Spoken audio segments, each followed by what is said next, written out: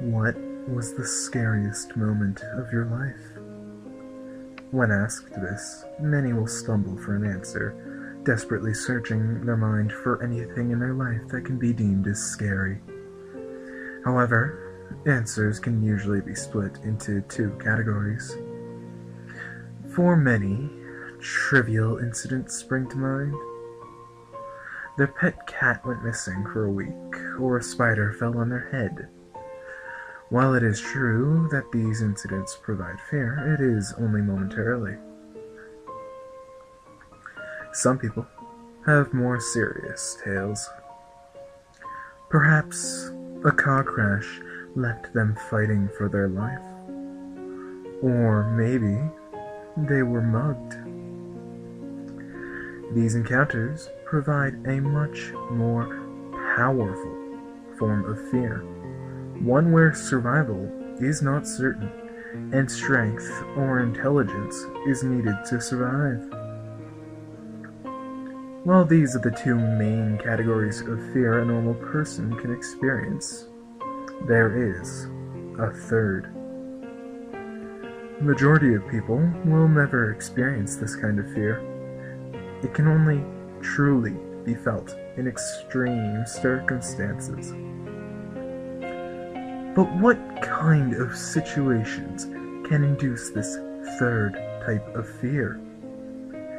Situations where there is no escape, where no matter what you do, you cannot stop the inevitable. Imagine you wake up in a small room.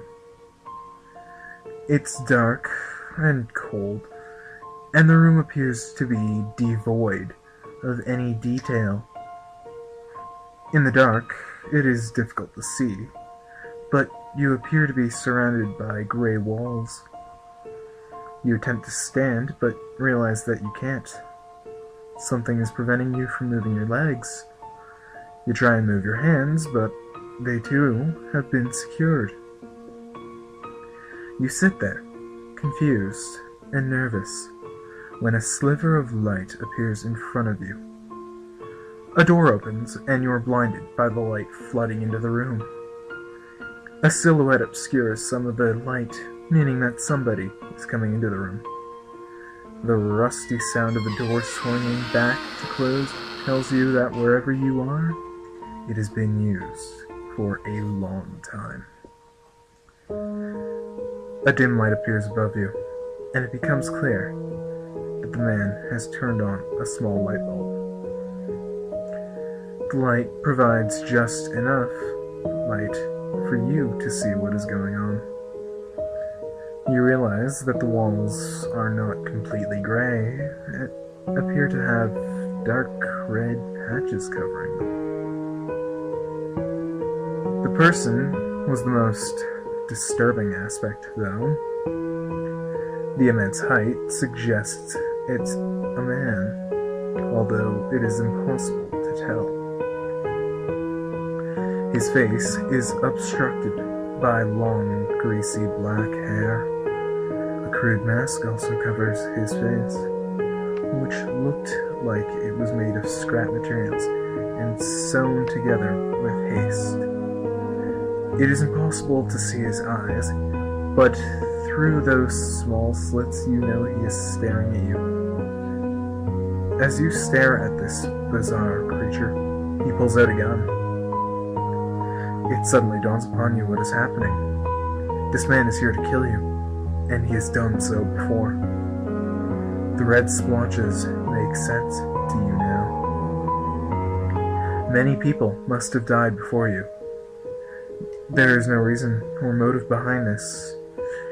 You were not the first, and it is highly unlikely that you will be the last. This man, no, this creature, has taken you here to kill you. You try to say something, but realize that you have been gagged. The creature has prepared for this, and knows what to do.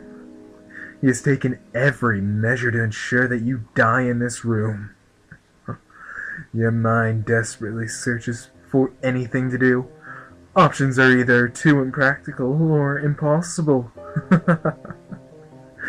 He raises his gun. In the last few seconds of your life, you realize that there is nothing you can do. This is the third type of fear. It is pure fear. When the brain knows there is no escape, and that you will die in a few precious seconds. The feeling cannot be described, as nobody who has ever felt it has lived to tell the tale. So when asked about the scariest moment of your life, understand that the fear you felt is only Category 1 or 2. You have never felt Category 3, the pure fear, and you never want to.